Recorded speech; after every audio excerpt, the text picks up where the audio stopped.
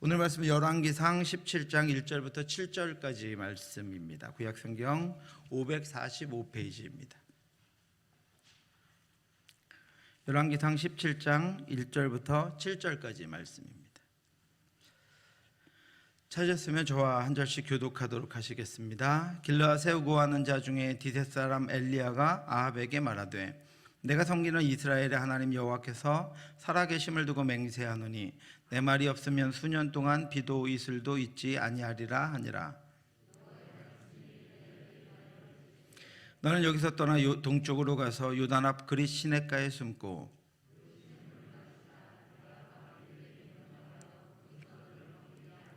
그가 여호와의 말씀과 같이 하여 곧 가서 요단 앞 그릿 시냇가에 머물매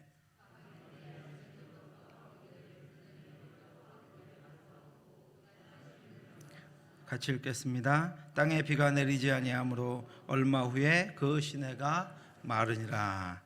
그리스도인다운 그리스도인이 되는 비밀이라고 하는 책을 쓴 케네스 보아의 책 서두에는 이런 예화가 담겨 있습니다.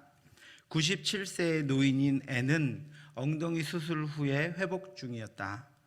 그녀는 아름다운 삶을 살아왔지만 피곤해 지쳤고 본향으로 돌아갈 준비가 되어 있었다. 그녀는 멍하니 천장을 바라보고 이렇게 애원했다. 주님, 왜죠? 제가 왜 여전히 육신에 매어 있어야 하죠? 이제 시간이 된 것 아닌가요? 그녀는 하루라도 빨리 소망하는 주님의 품으로 돌아가고 싶었다.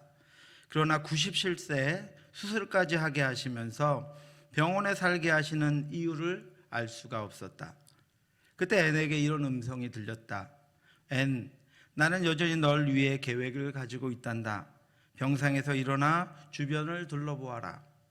몇 분 후에 앤은 보행기를 움켜잡고 천천히 방에서 나가 그녀가 머물고 있는 요양원 중앙에 있는 친교 공간으로 갔다. 그녀는 그곳에 있는 사람들의 얼굴을 훑어보았다. 그곳에는 많은 노인들이 텔레비전을 보고 있었다. 앤은 이 사람들은 다 텔레비전을 보고 있다고요? 라고 하며 주위를 둘러보고 있는데 기침 발작 때문에 한쪽 구석에 물러나 있는 한 여인이 보였다. 그녀의 거친 기침 소리는 그녀가 큰 고통 가운데 있음을 알려주는 신호처럼 들렸다. 알았어요, 주님. 무슨 뜻인지 알겠어요. 아직도 여기 제가 할 일이 있군요. 이곳에서도 저를 사용해 주세요. 애는 짧게 기도했다. 애는 기침하는 여인에게 다가가 그녀의 등을 토닥거리며 그녀를 안정시켰다. 그리고는 오래전부터 알고 있던 노래를 부르기 시작했다. 곧 두 사람은 자신들이 10대 때 부르던 노래를 함께 불렀고 노래가 끝날 때쯤 그녀의 기침이 잦아들고 안정되었다. 주름 가득한 여인의 얼굴에는 안정과 평안이 가득한 웃음이 퍼져나갔다. 애는 하나님께서 그녀를 얼마나 사랑하시는지를 이야기해주고 자리를 떠났다. 이후로 애는 하나님이 그녀를 데려가실 때까지 비슷한 방식으로 사람들을 찾아가 그들이 살아온 삶의 여정을 물어보기도 하고 자신과 그들을 가장 사랑하시는 한 분, 구원자 예수 그리스도에 대해서 이야기했다. 여러분, 이 이야기는 기적과 같은 놀라운 이야기도 아니고 세상을 바꾼 엄청난 이야기도 아닙니다. 인생을 바꿀 대단한 이야기도 아니지만 우리의 인생이 하나님이 주신 삶에서 끝까지 사명을 감당하며 살아갈 수 있다는 것을 우리에게 알려주고 있습니다. 케네스 보아 목사님은 97세의 노인 앤의 마지막 삶의 여정을 시편 92편의 한 구절을 비유하며 그 여정이라고 우리에게 말씀하고 있습니다. 그는 늙어도 여전히 결실하며 진액이 풍족하고 빛이 청청하니 여호와의 정직하심과 나의 바위 되심과 그에게는 불의가 없음이 선포되리로다. 하나님께서는 97세의 노인 앤을 통해서 하나님의 살아계심과 하나님의 정직하심과 바위 되심과 불의가 없으심이 보여지고 있다라고 우리에게 알려주고 있습니다. 사랑하는 성도 여러분, 하나님의 집에 심겨진 종려나무같이 늙어도 여전히 결실하며 주께서 부르실 때까지 진액이 풍족하고 빛이 청청한 저와 여러분들 되시기를 주님의 이름으로 축원합니다. 이제 명절에 부모님들을 만날 텐데 적어도 자식들인 우리를 위해서 이 땅 가운데 종려나무로 심겨져서 아낌없는 사랑과 인생의 수고와 땀과 눈물로 그 눈물의 열매를 우리에게 주신 그분들의 삶이 하나님이 기뻐하시는 은혜의 삶으로 풍족한 여생이 되시기를 기도하며 사랑으로 함께하는 시간들 되시기를 주님의 이름으로 축원합니다. 구약 성경에 등장하는 뛰어난 선지자 중에 한 명이 오늘 본문에 등장하는 엘리야라고 하는 선지자입니다. 솔로몬의 신하였던 여로보암에 의해서 이스라엘이 북이스라엘과 남유다로 분열되고 북이스라엘은 여로보암이 만들어 세운 송아지를 하나님으로 섬기며 바알과 아세라를 섬기며 점점 악한 길로 빠져 들어갔습니다. 열왕기상 12장부터 여로보암 이후에 북이스라엘의 왕들이 저지른 악행과 죄들이 언급되어 있습니다. 여로보암의 아들 나답은 왕이 된 지 2년 만에 반란에 의해서 죽임을 당합니다. 반란을 통해 왕이 된 북이스라엘의 세 번째 왕 바아사는 악한 왕 나답을 죽이고 왕이 되었지만 하나님의 통치에는 관심이 없는 사람이었고 그도 여로보암의 악을 저지르며 이스라엘을 죄로 이끌고 갑니다. 바아사가 여호와 보시기에 악을 행하되 여로보암의 길로 행하며 그가 이스라엘에게 범하게 한 그 죄 중에 행하였더라. 이후로 세워진 북이스라엘 왕들은 모두 다 동일하게 첫 번째 왕 여로보암의 악한 길로 행하고 나아갔습니다. 다른 왕들도 별로 다르지 않습니다. 바아사의 뒤를 이어서 네 번째 왕이 된 그의 아들 엘라도 2년 동안 왕위를 지켰지만 술을 마시고 취해 있을 때 다섯 번째 왕이 된 시므리에 의해서 죽임을 당합니다. 반역을 통해 왕이 된 이 시므리는 백성들의 군대 장관이었던 오므리가 왕으로 세워졌다는 소식을 듣고 왕궁에 불을 지르고 스스로 자살합니다. 그렇게 다섯 번째 왕이 되었던 시므리는 7일 만에 왕의 자리에서 물러나고 여섯 번째 왕이자 북이스라엘의 가장 악한 왕조가 된 오므리가 왕이 되어서 12년간 북이스라엘을 통치합니다. 오므리는 12년 동안 북이스라엘을 통치했지만 이스라엘에서 가장 악했던 왕 아합을 낳아서 일곱 번째 왕으로 세우고 악한 자녀들과 이 남유다가 혼인관계를 맺게 하므로 악이 남유다 왕가에까지 퍼지는 악의 전달자 역할을 합니다. 그렇게 북이스라엘의 일곱 번째 왕이 된 사람이 아합이라는 왕이었습니다. 이제 북이스라엘에는 가장 악한 왕조에 가장 악한 왕이 세워졌고 남유다도 이 아합 왕가로 말미암아 그들과 사돈 관계를 맺음으로 악한 길로 돌아서게 되었습니다. 남유다와 북이스라엘이 다 하나님을 버리고 하나님 없는 하나님의 통치를 인정하지 않는 그런 삶을 살아가게 되었다라고 하는 것입니다. 그때 세워진 선지자가 바로 엘리야라고 하는 선지자입니다. 이 엘리야가 활동했던 북이스라엘에는 송아지 신상이 하나님이었습니다. 가정마다 바알과 아세라 신상을 두고 그것들을 섬겼습니다. 산당들에는 여로보암이 임명한 평민 사제들이 하나님의 제사장 노릇을 하면서 거짓 제사를 하나님께 드리고 있었습니다. 성경에는 다른 선지자들이 등장할 때는 이 선지자의 신분이나 출생 등을 밝혀서 알려주고 있는데 엘리야가 등장할 때는 그런 설명이 없습니다. 하나님이 얼마나 급하셨는지 바로 엘리야에게 주신 사명, 그의 신분보다는 사명을 먼저 말씀을 통해서 우리에게 보여주고 있습니다. 17장 1절입니다.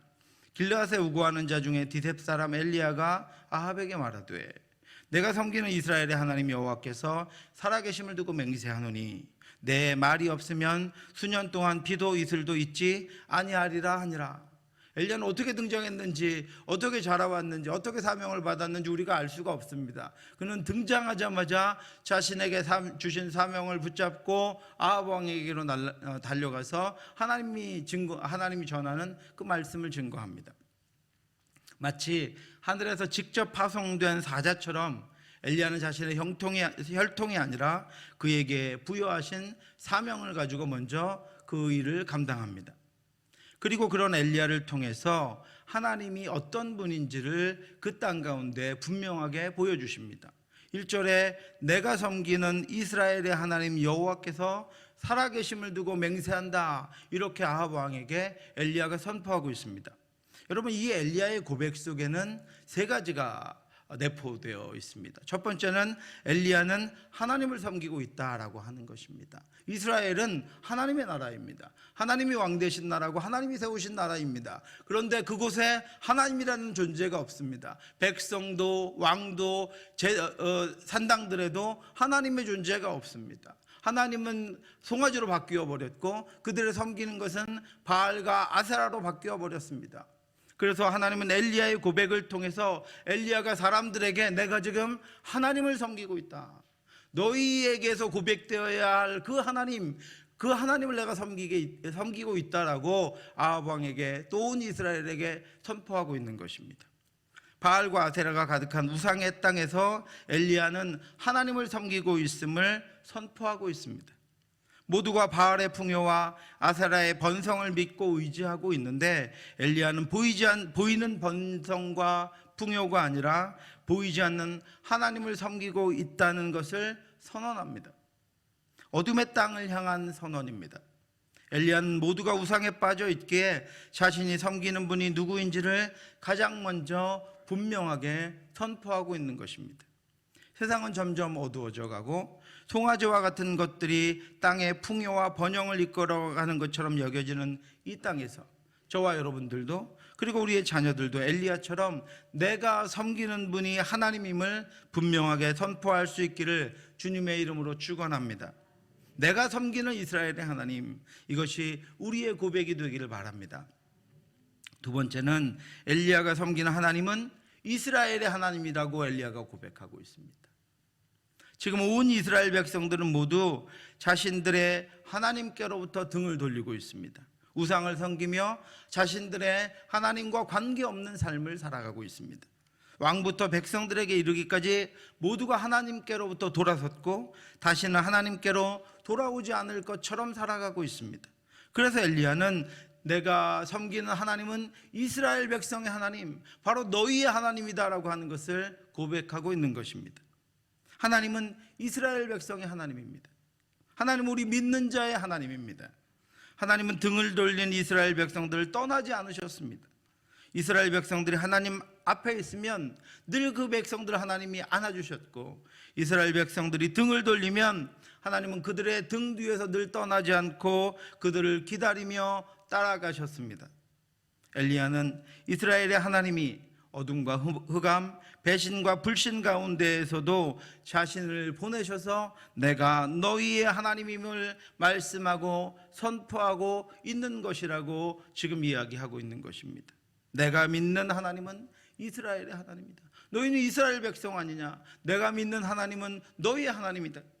한 번도 너희를 버린 적이 없고 한 번도 너희를 잊은 적이 없는 너희의 하나님이 너희를 위해서 지금 나를 보내셔서 이 일을 하는 것이다 라고 선포하고 있는 것입니다.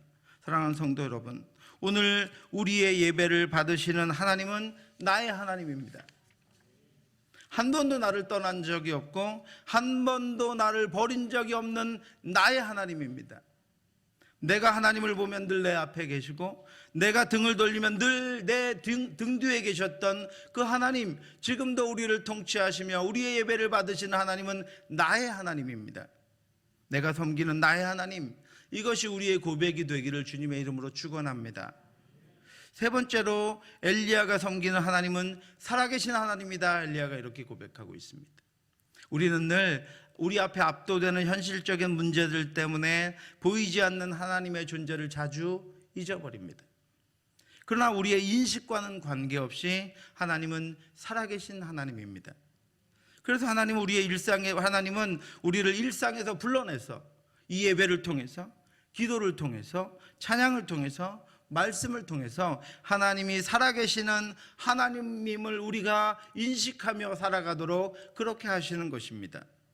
온 이스라엘 백성들이 우상과 어둠에 갇혀버리자 하나님은 엘리야를 보내셔서 엘리야가 섬기는 이스라엘의 살아계신 하나님을 선포하게 하심으로 그들에게 하나님의 존재를 다시 한번 알려주고 계시는 것입니다. 그리고 그것들을 온전하게 깨닫게 하시기 위해서 엘리야를 통해서 하나님께서 일하십니다.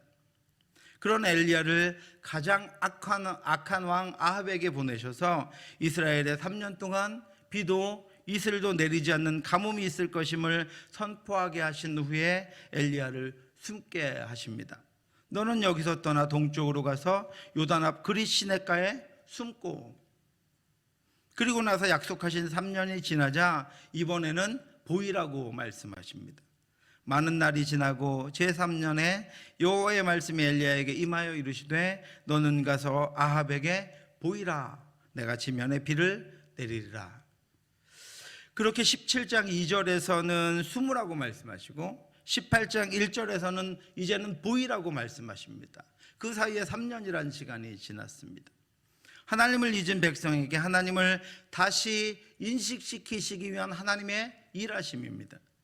그 일을 지금 엘리야에게 맡기시면서 보이는 엘리야야, 네가 숨으면 하나님의 말씀과 돌보심과 비와 이슬도 숨을 것이고, 네가 나타나면 하나님의 말씀과 돌보심과 비와 이슬도 나타나는 방식으로 내가 너를 통하여 이 땅 가운데 임재하고 내 살아있음을 보이겠다라고 그렇게 말씀하시며 일하시는 것입니다.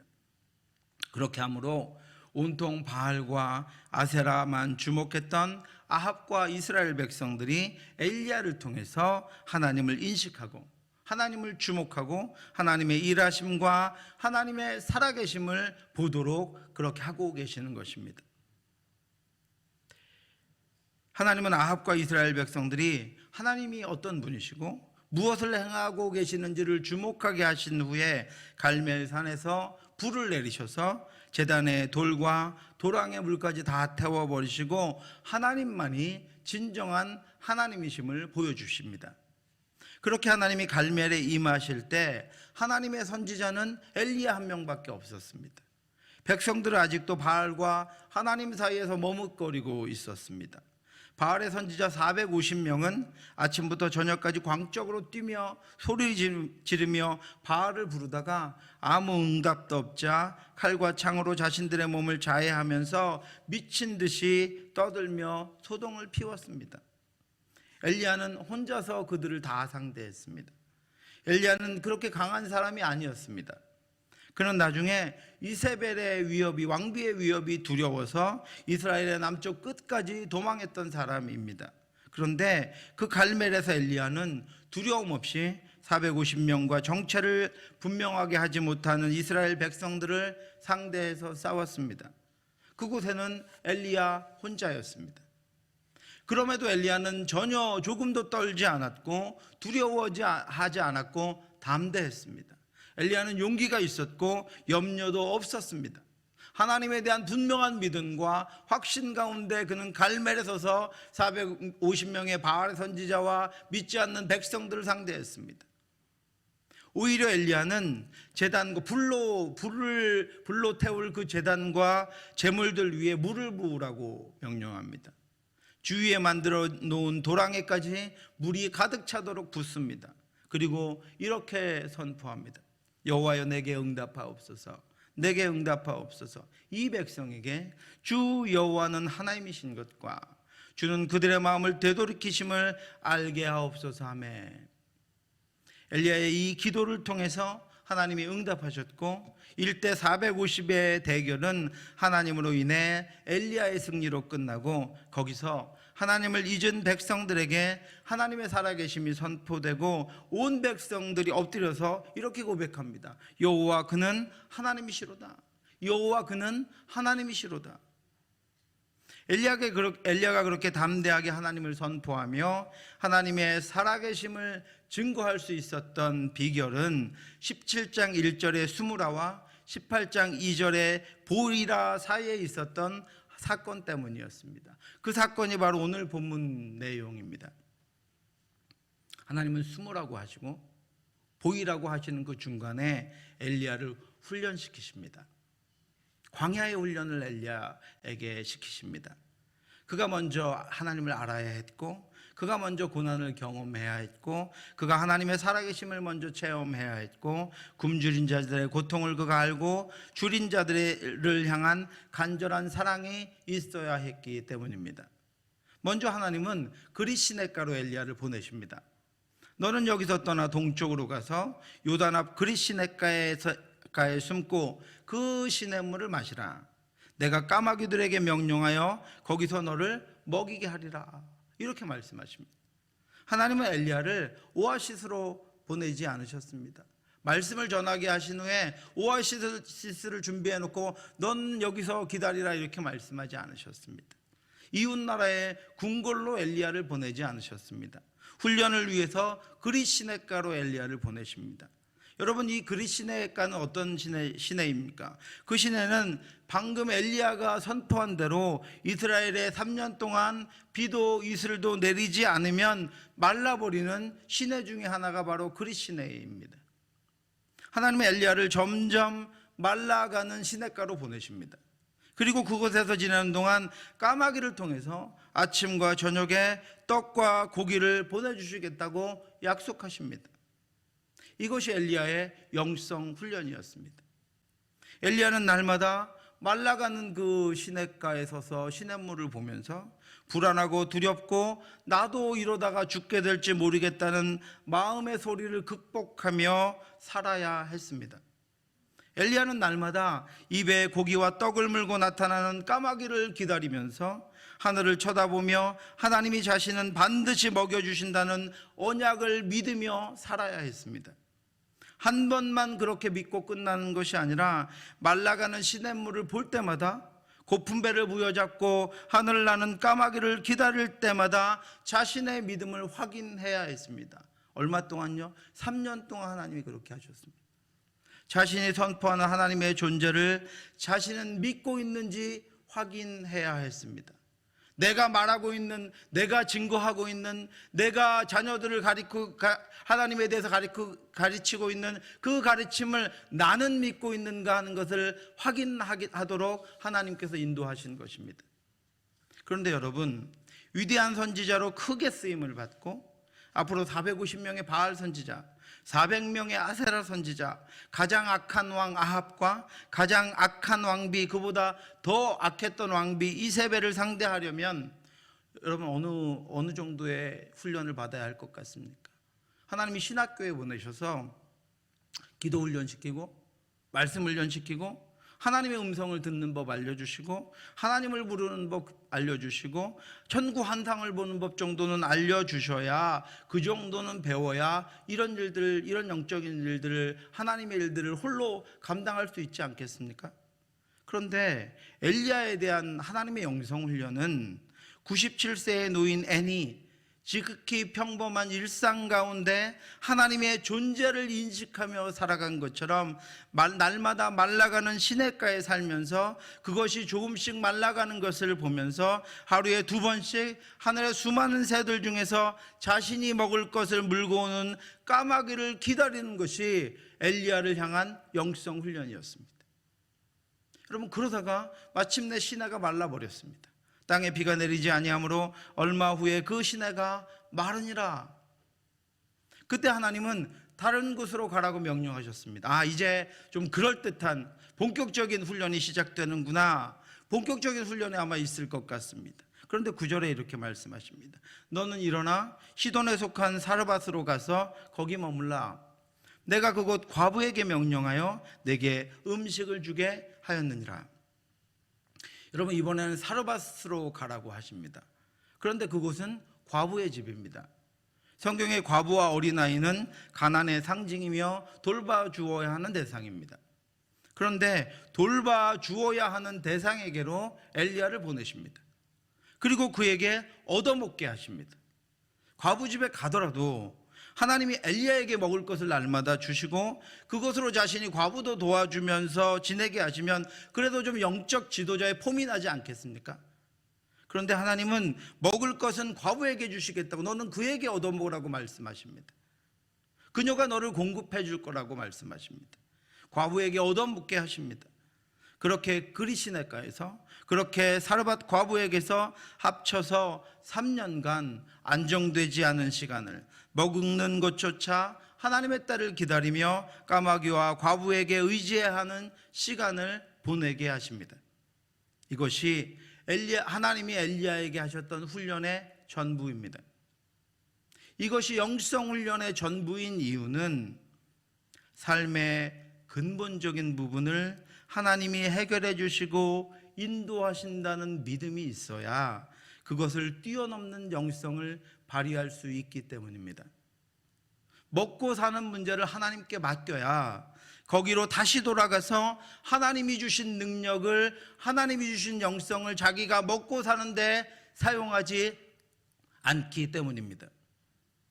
하나님은 이스라엘 백성들이 가뭄으로 인해 고통스러워하고 있는 동안에 그들에게 하나님의 말씀을 선포한 엘리야가 오아시스에서 물고기를 잡아 먹으면서 물장구치며 놀게 하지 않으셨습니다. 거기서 여유롭게 살면서 말씀만 선포하게 하지 않으셨습니다. 엘리야 자신도 말라가는 시냇가에서 까마귀가 물어다 주거나 과부에게 날마다 공급받아야 하는 절박함과 간절함으로 기도하면서 하나님만 의지하지 않으면 안 되는 삶을 살게 하셨습니다. 하나님이 주시는 복은 쌓아놓은 것, 안전한 것이 주는 넉넉함이나 풍족함에서 오는 것이 아니라 전능하신 하나님이 내가 섬기는 하나님이고 그 하나님이 나의 하나님이시고 그 하나님이 살아계신 하나님이라고 하는 하나님의 존재에서 오는 복이 하나님이 우리에게 주시는 온전한 복입니다. 그가 전능하시면, 그가 채우시면, 그가 우리를 사랑하시면 그것이 나의 복입니다. 그것이 나의 능력입니다. 그것이 나의 삶과 승리의 근원입니다. 하나님이 살아계신 것이, 우리가 하나님의 교회인 것이, 우리가 하나님의 성도들인 것이 우리의 복이라고 하는 것입니다. 하나님이 능력으로 역사하시며 하나님이 우리를 사랑하셔도 놓지 않고 계시는 그것 자체가 우리의 복이라고 하는 것입니다. 그러므로 우리가 좋을 때든 나쁜 때든, 우리가 채워져 있든 비어 있든, 우리가 고통을 당하고 있든 기쁨 가운데 있든 그 하나님의 살아계심이 그 하나님의 존재하심이 우리 삶의 기쁨과 능력이 될 때 그것이 우리의 온전한 복이기에 하나님께서는 영적으로 위대하게 사용하셨던 엘리야가 바로 그 문제를 하나님의 존재만으로도 기뻐하고 감사하고 그것으로 영적인 능력을 그 하나님만 믿고 발휘할 수 있도록 엘리야가 그 문제를 해결할 수 있도록 그를 까마귀를 통해서, 과부를 통해서 먹이고 그것만에 만족하고 기다리며 하나님의 때를 바라볼 수 있도록 그렇게 하신 것입니다. 사랑하는 성도 여러분, 하나님은 엘리야를 숨기시고 다시 보이시는 중에 영적으로 훈련하셨습니다. 하나님과 함께 사는 법을, 하나님만 의지하는 법을, 하나님만 믿는 법을, 하나님만 따르는 법을, 먹을 양식과 마실 물을 통해 훈련하셨습니다. 그 훈련이 있었기에 엘리야는 갈멜에서 백성들과 450명의 바알 선지자들에게 이렇게 선언합니다. 너희는 너희 신의 이름을 부르라. 나는 여호와의 이름을 부르리니 이에 불로 응답하시는 신, 우리의 기도에 응답하시는 그 신, 그분이 바로 하나님이시니라. 아멘. 사랑하는 성도 여러분, 엘리야와 같이 우리에게도 살아계신 하나님이 존재하심이, 그리고 그 하나님이 나의 하나님이며 그 하나님이 내가 섬기는 우리의 하나님이심이 우리의 능력과 힘과 담대함이 되어서 우리 앞에 놓인 삶에서 갈멜의 승리를 얻는 저와 여러분들 되시기를 주님의 이름으로 축원합니다. 기도하겠습니다. 하나님 아버지, 은혜를 감사합니다. 우리가 어떤 상황에도 하나님 살아계심과 그 하나님이 나의 하나님이심과 그 하나님의 사랑이 오늘도, 그 하나님의 은혜가 오늘도, 그 하나님의 능력이 오늘도 우리와 함께 있음을 기억하며 어떤 상황 속에서도 하나님만 섬기며 나아갈 수 있도록 인도하여 주시옵소서. 우리의 삶의 근본적인 문제들에 매달려 하나님 주심과 살아계심을 보지 못하는 이스라엘 백성들과 같이 않게 하여 주시옵시고, 아합 왕과 같이 않게 하여 주시옵시고, 엘리야와 같이 하나님 살아계심과 하나님 우리 가운데 역사하심을 바라보며 너희는 너의 신의 이름을 부르라. 나는 응답하시는 나의 하나님, 나와 함께 하시는 하나님의 이름을 부르겠다라고 고백하며 승리하는 우리들의 삶이 될 수 있도록 역사해 주시옵시고, 우리 교회가 나아가는 길이 될 수 있도록 인도해 주시옵소서. 모든 말씀 예수님 이름으로 기도드렸사옵나이다. 아멘. 우리 주 예수 그리스도의 은혜와 하나님의 크고 넓으신 사랑하심과 성령의 교통하심이 우리가 하나님의 능력과 인도하심을 받고 이 땅을 살아갈 때 우리의 삶에, 우리의 생각에 하나님이 살아계심과 하나님이 우리의 하나님이심과 하나님 우리를 사랑하심을 기억하며 능력 있게 살아감으로 갈멜의 승리를 얻기를 원하는 사랑하는 성도들 머리 위에 지금부터 영원토록 함께 있을지어다. 아멘.